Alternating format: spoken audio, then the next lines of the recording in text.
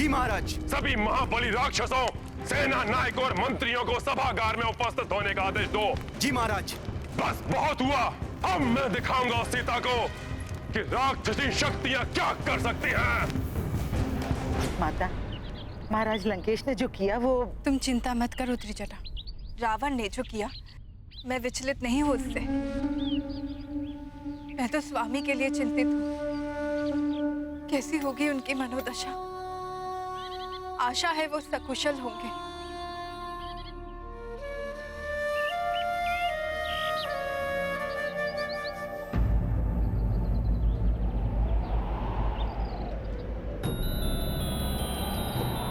ये अकस्मात तीव्र वायु प्रवाह।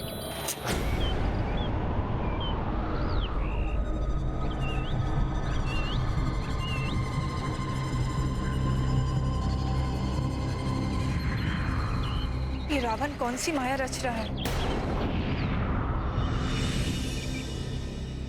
प्रणाम देवी सीता।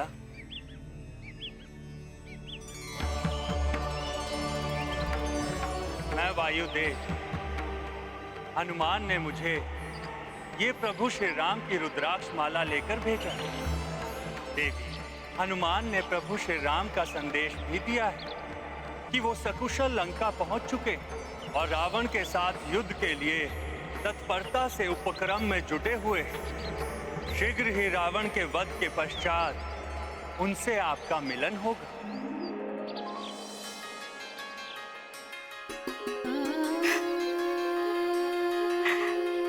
वायुदेव, ये सूचना देकर आपने मेरे संतप्त हृदय को प्रसन्नता से भर दिया है।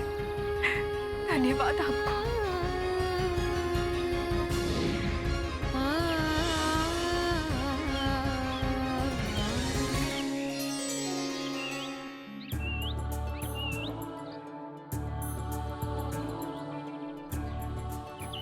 हनुमान ने जो कहा था वो सत्य में ही कर दिखाया। ये रुद्राक्ष की माला मेरे प्रभु की ग्रीवा की शोभा।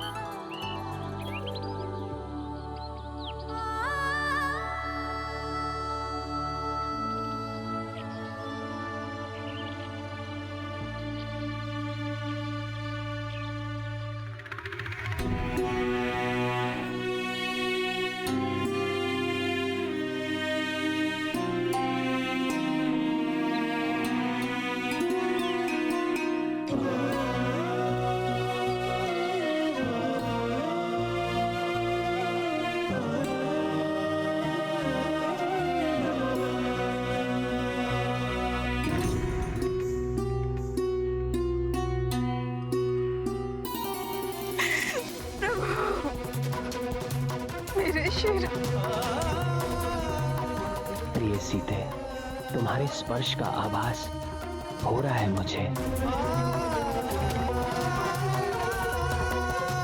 हनुमान, सीता प्रसन्न है। अवश्य ही उन तक संदेश पहुंच गया है मेरा। मैं समझ नहीं पा रहा हूं तुम्हारा धन्यवाद कैसे करूं। तुम बारंबार धन्यवाद के पात्र हो हनुमान, बारंबार। धन्यवाद कैसा प्रभु, मैं तो कृतज्ञ हूं कि आप मुझे सेवा का अवसर दे रहे हैं। आपके चरण रज ही मेरे लिए सबसे बड़ा उपहार है प्रभु। आप तो बस आदेश दीजिए कि मुझे और क्या करना है। हनुमान, अब हमें युद्ध की योजना बनानी आरंभ कर देनी चाहिए।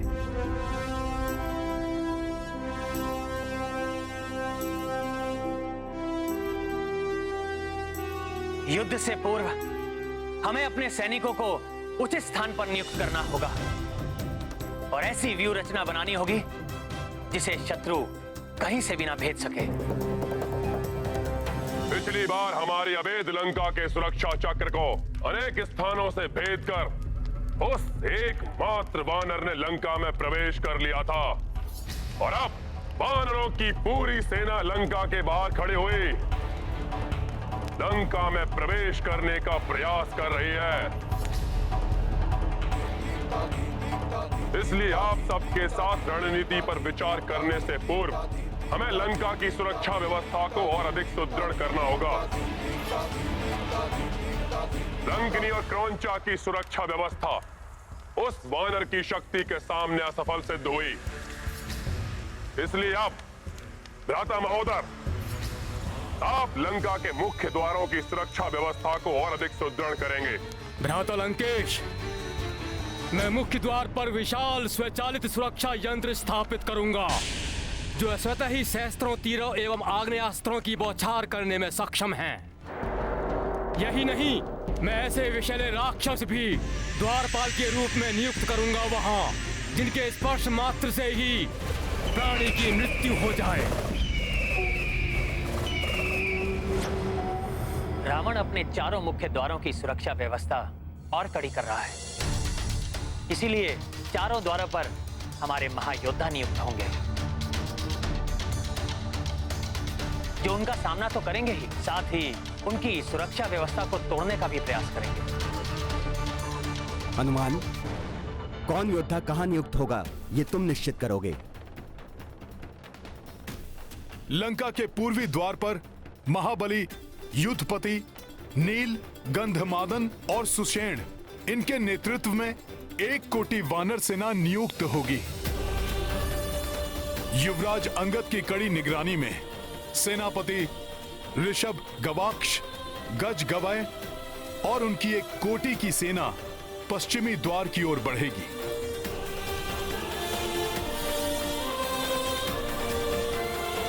और उत्तरी द्वार के लिए उत्तरी द्वार पर मैं स्वयं अनुज लक्ष्मण के साथ स्थित रहूंगा, क्योंकि राक्षसों के अधिकांश आक्रमण उसी ओर से होने की संभावना है और हमारी सेना की इस टुकड़ी के मध्य स्वयं महाराज सुग्रीव स्थित होकर चारों ओर से पूर्णतया सुरक्षित रहेंगे। किंतु प्रभु, वे दक्षिणी द्वार से भी तो आक्रमण कर सकते हैं। राक्षसों की प्रवृत्ति पीछे से आक्रमण करने की ही है। महाबली प्रमाथी और प्रघास को दक्षिणी द्वार पर नियुक्त किया जाएगा और मैं चारों द्वारों पर दृष्टि रखूंगा।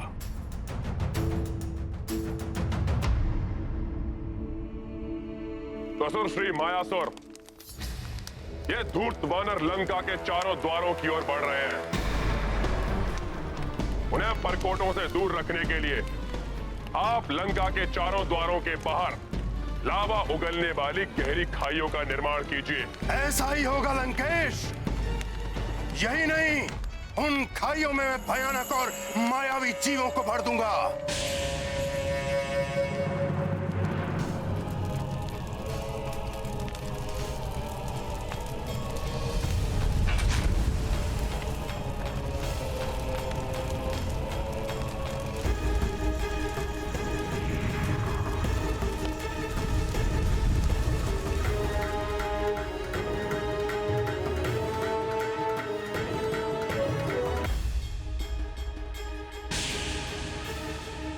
इसने तो लंका के परकोटों के चारों ओर गहरी खाइयों का निर्माण कर दिया है।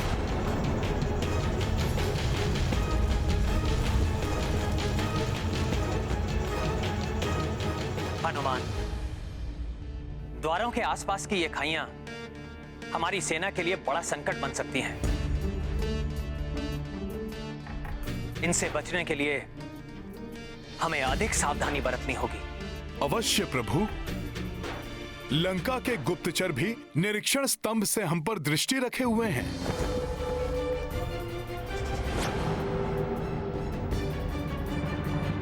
एक नेत्र वाले निरीक्षकों को हटा दो, वध कर दो उनका। वो योग्य और सक्षम है। भ्राता महापार्श्व, उनके स्थान पर योग्य और सूक्ष्म दृष्टि रखने वाले निरीक्षकों को नियुक्त करो, तो लंका से ही उन वानरों की सभी क्रियाओं पर सूक्ष्म दृष्टि रख सके। आप निश्चिंत रहिए भ्राता लंकेश, ऐसा ही होगा। होना सक्षम एवं एक नेत्र वाले राक्षसों के स्थान पर मैं उन मायावी राक्षसों की नियुक्ति करूंगा जो मायावी दृष्टि भी रखते हैं। तुम जैसे असमर्थ राक्षसों की इस लंका में कोई आवश्यकता नहीं। हटो।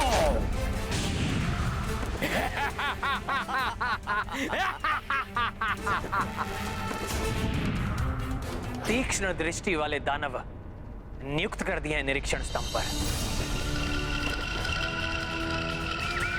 हमें उनसे भी सतर्क रहना होगा। यही नहीं प्रभु, ये मायावी दानव आघात करने वाले शस्त्रों से भी सज्जित हैं।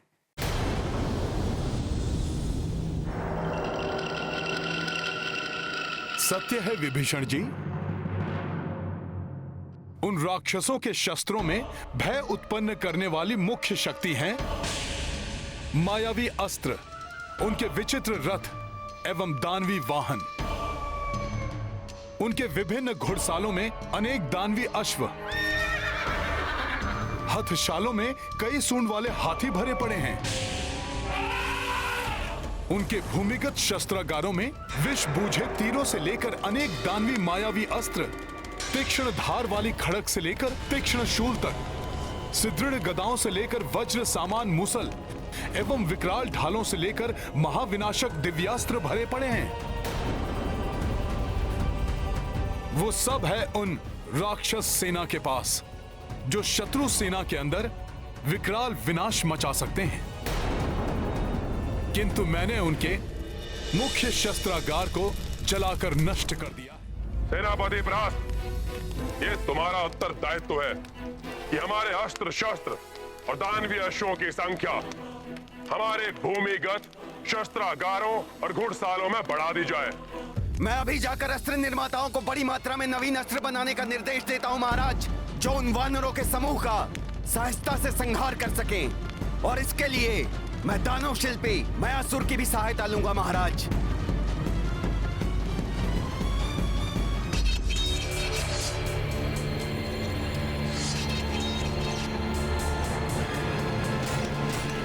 मुझे पूर्ण विश्वास है प्रभु, रावण ने अपने अस्त्र निर्माताओं को नवीन घातक अस्त्र शस्त्र के निर्माण में अवश्य लगा दिया होगा।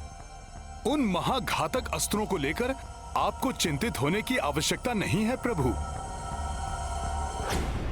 हमारी वानर सेना की ढाल होंगी बड़ी बड़ी शिलाएं। जय श्री राम, जय श्री राम, जय श्री राम, जय श्री राम।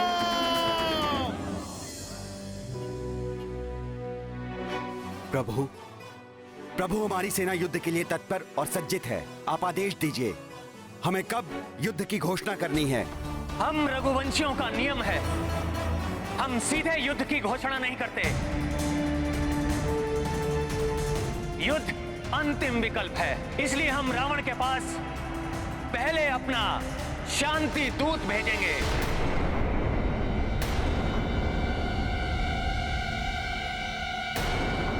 हाँ, इसके लिए हनुमान से उत्तम अन्य कोई हो ही नहीं सकता। शांति दूत के लिए मैं उपयुक्त नहीं हूं।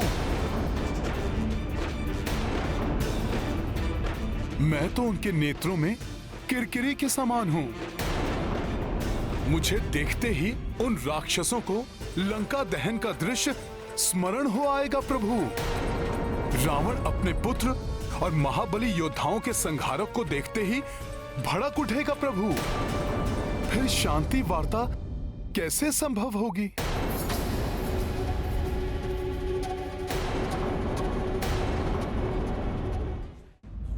सत्य कथन हनुमान, अब तुम्हें ही बताना होगा कि किसे शांति दूत बनाकर भेजा जाए।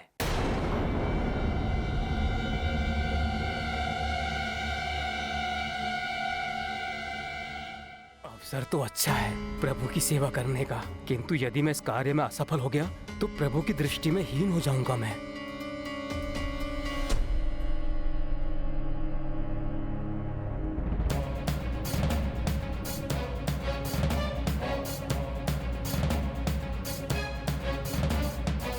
युवराज अंगद,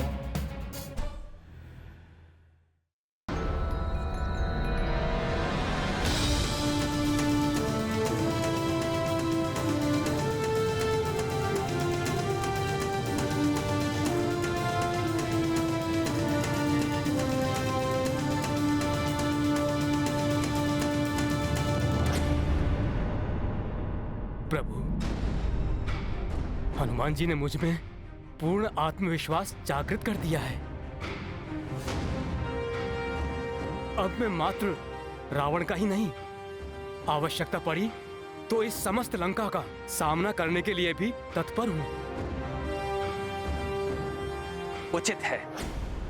जाओ युवराज अंगद, और शीघ्र ही शुभ समाचार के साथ लौट कर आओ। जो आज्ञा प्रभु। प्रणाम।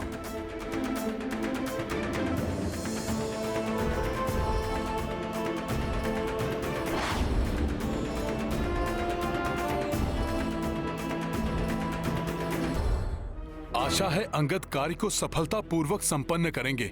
यदि कोई अनहोनी हुई तो मेरे विचार से मुझे भी वहां अंगद के साथ होना चाहिए, किसी भी अनहोनी को घटने से रोकने के लिए।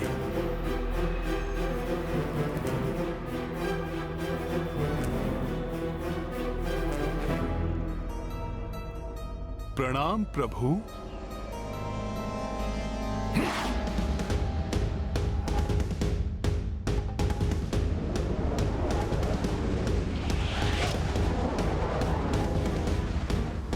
युवराज अंगद की सुरक्षा के लिए मुझे उनके समीप ही रहना होगा, किंतु कोई मेरी उपस्थिति ज्ञात ना कर ले।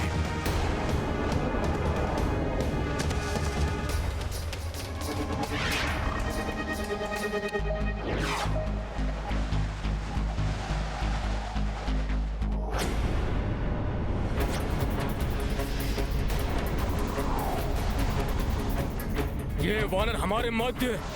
बड़ा ही दुस्साहसी वानर है ये।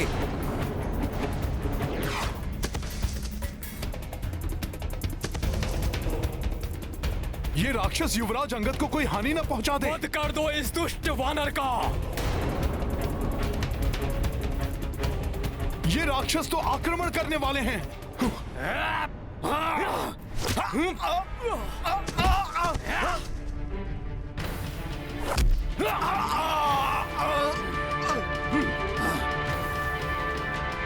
बच के जाने ना पाए।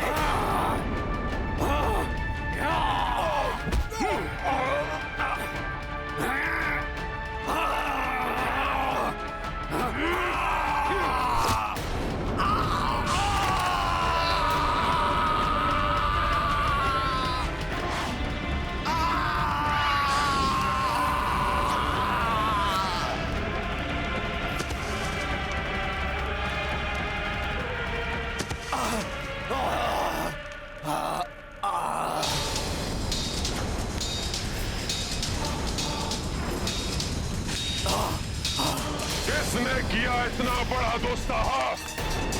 मैंने किया ये।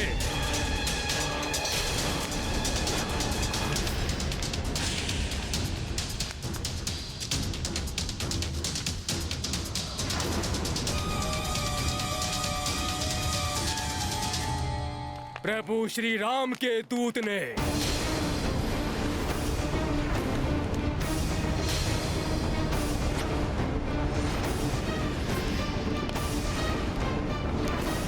यदि अंगद ऐसे ही उग्र व्यवहार करते रहे तो शांति वार्ता कैसे संभव होगी?